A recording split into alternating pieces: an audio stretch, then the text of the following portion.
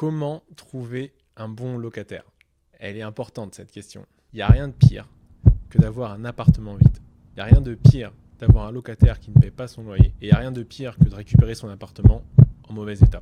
Il n'y a rien de pire que de faire un investissement immobilier qui n'est pas rentable, où tu perds de l'argent, alors que déjà, quand tu t'es lancé là-dedans, tout le monde se moque de toi et dit que tu vas pas réussir. Et t'inquiète pas, je vais t'aider. Alors, la première chose, c'est que déjà, pour trouver un locataire, il faut que tu diffuses une annonce, il faut que tu fasses de la pub pour ton appartement. Le premier point, c'est la rédaction de l'annonce. Ton annonce, elle doit donner envie. Essaye de prendre des belles photos. Ce que tu peux faire aussi, c'est que tu peux mettre l'appartement en situation. Donc, par exemple, si tu loues en meublé, essaye de mettre des couverts sur une table, essaye de mettre des serviettes, un porte-savon et du savon dans ta salle de bain. Essaye de mettre ton appartement en situation pour que ton locataire puisse s'y projeter plus facilement. Alors là, je te fais défiler des photos de mes appartements que j'avais mis en location, si tu veux voir un peu à quoi ça peut ressembler. Alors tu peux aussi faire les photos par des professionnels si vraiment tu n'as pas le temps et si tu estimes que tu n'as pas le talent nécessaire pour le faire. Deuxième chose sur ton annonce, comme toute chose que tu vas rédiger, il ne faut pas faire de fautes d'orthographe. Il y a des gens pour qui les fautes d'orthographe, c'est pas important, et il y a des gens pour qui c'est important. Donc déjà, tu risques de, entre guillemets, faire fuir certaines personnes pour qui c'est très important. Et troisième et dernier point, il faut que ton annonce elle soit lisible. Donc essaye d'espacer quand tu écris, ne fais pas un seul bloc, fais des retours à la ligne. Fais quelque chose de propre, qui soit facile à lire, parce que normalement, ton annonce, elle doit être assez longue. Et effectivement, elle est assez longue parce que ton annonce, ça doit être exhaustive. C'est-à-dire que tu dois donner un maximum d'informations sur ton bien pour éviter les allers-retours entre toi et ton futur locataire. Donc tu dois donner d'abord des informations sur le bien, donc c'est-à-dire la localisation du bien. Alors tu n'es pas obligé de donner l'adresse, mais tu donnes au moins le quartier, la ville, sa surface, très important, le nombre de pièces que le bien comprend, ses équipements, s'il y a une cuisine, s'il est meublé, qu'est-ce qu'on peut y trouver à l'intérieur. Et très important surtout, le prix du loyer et les charges. Ça, c'est important de bien distinguer les deux pour que le locataire sache vraiment combien il va payer par mois et combien il doit mettre de sa poche. Donc sur le bien et aussi sur les alentours et en termes de commodité, est-ce qu'il y a des commerces, est-ce qu'il y a des écoles, est-ce qu'il y a des transports, etc., etc. En termes d'environnement, est-ce que c'est situé dans dans un lotissement, dans un quartier calme, est-ce qu'il y a un parking? Voilà, tu dois vraiment donner toutes les informations nécessaires pour qu'il puisse prendre la bonne décision. Et enfin, et ça j'insiste sur ce point, ton annonce elle doit être réelle. Alors ne vends pas de rêve parce que le problème c'est que si tu vends du rêve, certes tu vas attirer plein de personnes, mais le souci c'est que quand les gens vont venir visiter ton appartement, ils vont être déçus, ils auront perdu du temps et toi aussi, ils le prendront pas, donc ça ne sert à rien. Alors tu trouveras en barre de description un modèle d'annonce. C'est le modèle d'annonce que moi j'utilise pour mes biens, mais ce type de modèle d'annonce, je ne l'ai pas trouvé tout seul. Je l'ai trouvé grâce au livre L'investissement immobilier locatif intelligent de Julien de La Grandane. Et ce livre-là, je te le conseille vraiment pour débuter. Il y a énormément d'informations dedans. Il est facile à lire, il est hyper bien écrit, il n'est pas cher. Donc je te mettrai un petit lien en barre de description si tu veux te le procurer sur Amazon ou simplement tu peux aller chez ton libraire préféré. En tout cas, tu peux télécharger mon modèle d'annonce. En tout cas, ça a toujours marché parce que mes biens sont loués. Donc si tu veux t'inspirer un peu pour tes propres biens. Donc ça, c'était la rédaction d'annonce. Le deuxième point, ça va être de trier tes locataires selon les réponses qu'ils vont te donner suite à la première annonce. Donc déjà, tu as fait un premier tri avec la rédaction de l'annonce parce que ton bien ne va pas forcément intéresser tout le monde selon sa localisation, selon son prix, etc. Et ensuite, je t'invite à être vigilant sur la réponse que vont te faire tes potentiels locataires. Alors un truc dont j'ai horreur moi, c'est quand je reçois un message où on me pose une question où la réponse est dans l'annonce. Ça veut tout simplement dire que la personne n'a pas pris le temps de lire l'annonce. Et ça m'agace parce que toi, tu as pris le temps de faire une bonne annonce, de mettre toutes les informations et la personne n'a pas le temps. Donc j'ai envie de dire, mets de côté. Deuxième chose, si tu as téléchargé mon modèle, tu vois à la fin que je demande aux personnes de préciser leur situation. Et c'est pareil, c'est quand ils répondent, quand ils te donnent leur situation, mais qu'à moitié. Je leur demande, je crois, leur nom, leur situation, s'ils ont un garant, s'ils sont conseillers, etc. C'est par exemple des gens qui vont juste dire je m'appelle Pierre Durand et point barre. C'est pareil. Tu leur demandes des informations, les gars ils prennent pas le temps de le faire, donc déjà mets de côté quoi, ça sert à rien. Et troisièmement aussi, c'est les réponses, les messages sur le Bon Coin que je reçois, c'est par exemple parce que moi en fait je demande toujours un premier contact par message, justement déjà pour voir si les personnes elles ont pris le temps de lire l'annonce et d'y répondre correctement.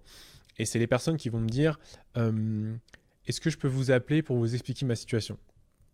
Donc déjà, pour moi, ça sent hyper mauvais, ça sent l'embrouille à plein nez. Donc non, je te demande la situation, tu réponds, mais pourquoi tu dois m'appeler en fait? C'est quelque chose de compliqué. Donc pour moi, ça, c'est le genre de situation à fuir. Après, libre à vous d'échanger avec ces personnes, d'aller plus loin. Moi, c'est juste mon ressenti. C'est vrai que si vous n'avez, s'il n'y a aucun locataire, qu'il n'y a que ce genre de locataire qui vous répond, peut-être il peut y avoir des personnes bien parmi ces gens-là. Mais moi, déjà, je trouve que si déjà c'est compliqué avant même de louer votre appartement, comment ça va être quand vous allez louer? Donc déjà, si possible, évitez de donner suite à ce genre de locataire.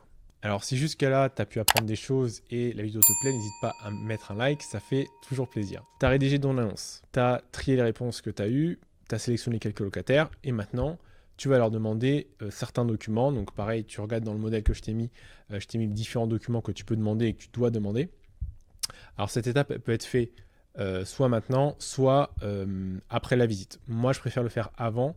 Comme ça, encore une fois, si les documents que tu reçois ne sont pas recevables ou que ça ne te plaît pas, tu ne vas pas faire perdre de temps à faire la visite. En général, on demande quoi? La pièce d'identité, on demande le contrat de travail, un justificatif de domicile, les derniers avis d'imposition, les dernières fiches de paye. Alors, effectivement, si possible, il faut que le salaire de la personne soit 3 fois supérieur au montant du loyer. Mais ça, c'est une situation idéale. C'est pas parce que la personne gagne 3 fois plus qu'elle va forcément payer son loyer. Et inversement, il y a des gens qui gagnent que 2 fois plus et ils payent très bien leur loyer, alors qu'il y a des gens qui gagnent 3 fois plus et ils ne payent pas leur loyer. Mais c'est toujours une sécurité, c'est toujours... en fait, on se sent rassuré de savoir que la personne est en capacité de payer.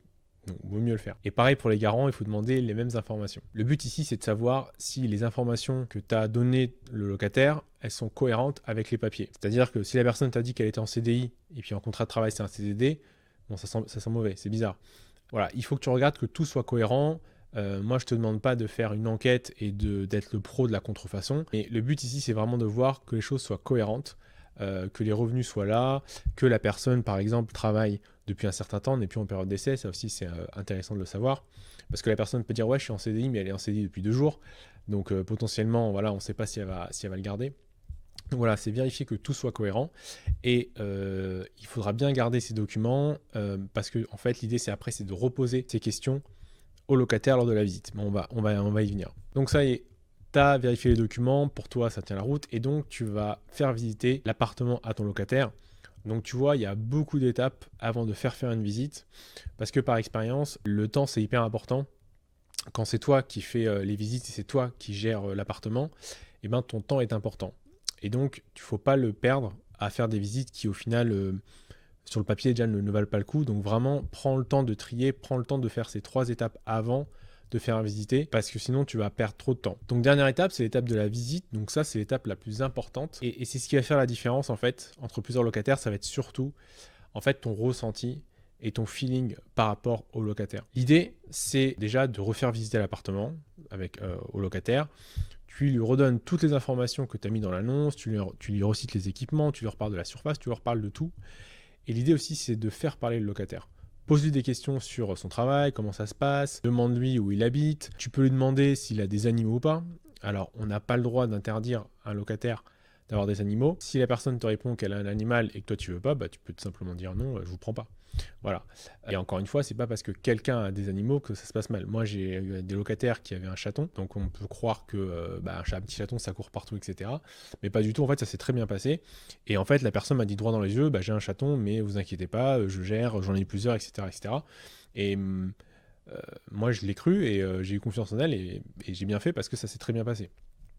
Donc vraiment, l'important, c'est de dialoguer avec son locataire et c'est vraiment de voir si vous le sentez ou pas. Si vous voyez que ça se passe mal, si vous voyez que peut-être qu'il pose trop de questions, qu'il est trop tatillon sur trop de détails, ça veut dire que quand vous allez l'avoir en locataire, il va vous appeler tout le temps. Alors bien sûr, on a le droit de poser des questions, quand on est locataire, c'est normal, mais si vous avez fait le travail de donner toutes les informations, etc., etc., normalement, tout est assez clair et limpide, il n'y a pas besoin de poser 36 000 fois les questions. Donc vous, renseignez-vous bien sur le locataire, posez-lui des questions et vraiment un feeling ou pas avec lui. Un truc aussi qu'il faut faire attention, c'est si votre locataire, quand il visite, il vous dit une phrase du type « Je paierai bien mon loyer en temps et en heure sans problème ». Encore heureux que tu vas payer ton loyer. En fait, c'est bizarre que les gens se justifient, entre guillemets, avant même d'être rentrés dans le logement, Moi, je trouve que c'est normal de payer son loyer parce qu'on te fournit un toit en échange. Normalement, on ne doit pas préciser ça. C'est comme si tu rentrais dans un magasin et tu disais je paierai tout à la caisse à la fin. Bah, c'est normal, c'est comme ça que ça fonctionne. Donc pour moi, c'est ce genre d'indice auquel il faut faire attention quand quelqu'un te dit ou en fait trop pour dire je vais tout payer, il n'y aura pas de problème, vous inquiétez pas. Bah, encore heureux, voilà. Un autre conseil aussi pour la visite, essaye toujours d'être accompagné de quelqu'un. C'est toujours bien d'avoir un deuxième regard, en fait, une personne qui va te donner un regard un peu extérieur et qui aura un autre avis peut-être que le tien et qui va voir d'autres choses que toi par rapport au locataire et qui peut aussi lui poser des questions, tu vois. C'est toujours bien d'être deux euh, pour avoir un deuxième avis. C'était donc mes astuces pour trouver et choisir un bon locataire. Si tu veux aller plus en détail dans l'investissement immobilier, ben, je t'invite à te former et tu peux aller sur mon site leapfind.com où tu pourras trouver la meilleure formation qui te convient et commencer à investir et commencer aussi, toi, à générer des revenus complémentaires. Je t'invite maintenant à regarder une prochaine vidéo qui se trouve par ici et je te souhaite une bonne journée. Porte-toi bien. Salut.